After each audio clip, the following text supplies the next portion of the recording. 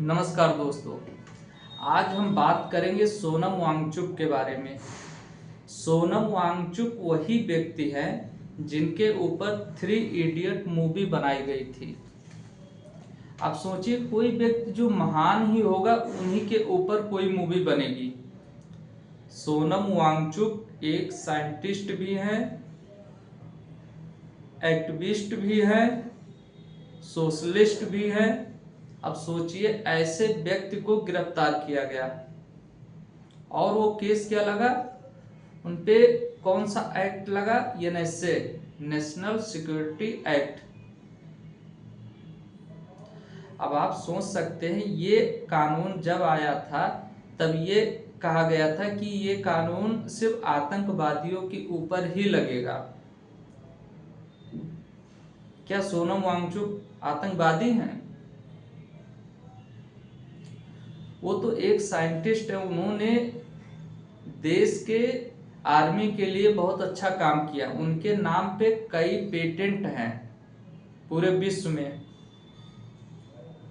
अब आप सोच सकते हैं, उनके ऊपर भारत सरकार ने एनएसए लगाया, जो एक आतंकवादी के ऊपर लगता है।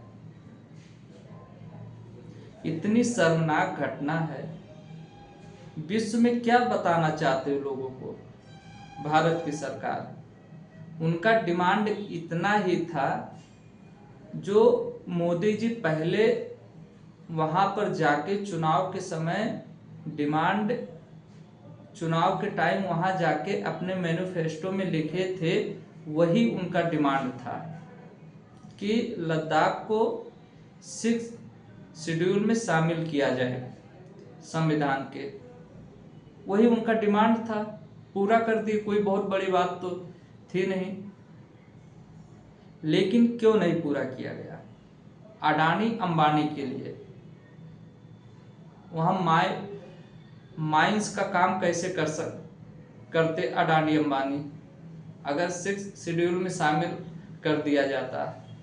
सोनम वांगचुक ऐसे व्यक्ति हैं जो लगातार ये कहते आए हैं कि चीन कब्जा कर रहा है, भारत पे कब्जा कर रहा, लद्दाख में कब्जा कर रहा है चीन।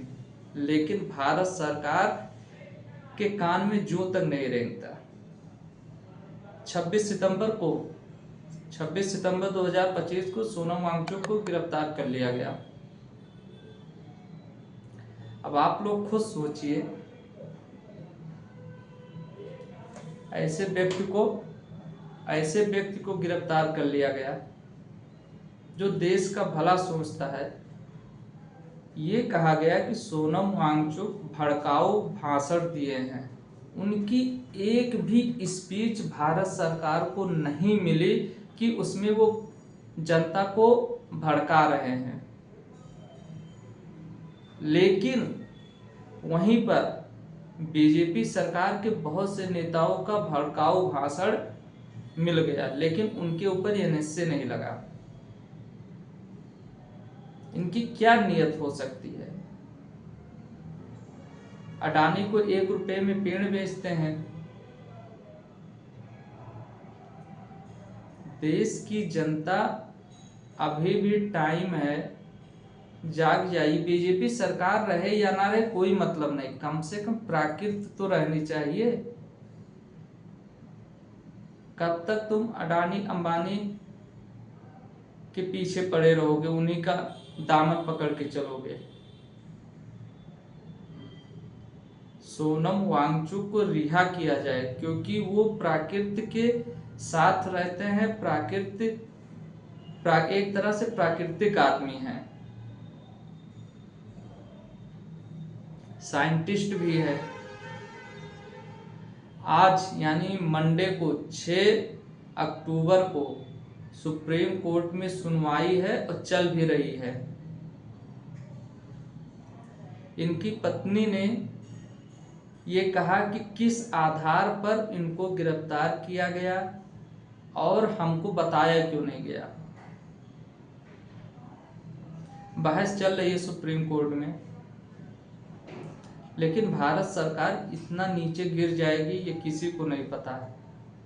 कि एक साइंटिस्ट को ऊपर, जो एक आतंकवादी के ऊपर कानून लगता है वो लगा दिए।